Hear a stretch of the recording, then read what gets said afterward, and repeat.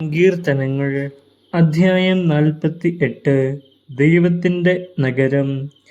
കർത്താവ് ഉന്നതനാണ്, നമ്മുടെ ദൈവത്തിൻ്റെ നഗരത്തിൽ അത്യന്തൻ സ്തുത്യർഹനുമാണ്. ഉയർന്നു മനോഹരമായ അവിടുത്തെ വിശുദ്ധഗിരി ഭൂമി മുഴുവൻ്റെയും സന്തോഷമാണ്.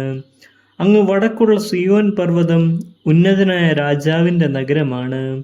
അതിൻ്റെ കോട്ടകൾക്കുള്ളിൽ ദൈവം സുനിശ്ചിതമായ അഭയകേന്ദ്രമായി വെളിപ്പെട്ടിരിക്കുന്നു. ഇതാ, രാജാക്കന്മാർ സമ്മേളിച്ചു, അവർ ഒത്തൊരുമിച്ച് മുന്നേറി. സിയോനെ കണ്ട് അവർ അമ്പരന്നു, പരിഭ്രാന്തരായ അവർ പലായനം ചെയ്തു. അവിടെ വെച്ച് അവർ ഭയന്നു വിറച്ചു. ഈറ്റുനോവിനൊത്ത കഠിനവേദന അവരെ ഗ്രസിച്ചു.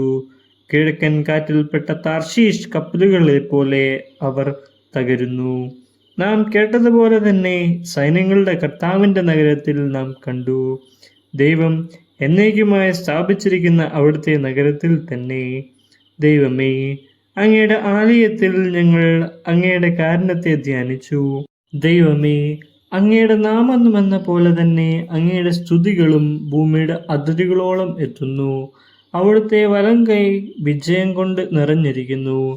സിയോൻ മല സന്തോഷിക്കട്ടെ.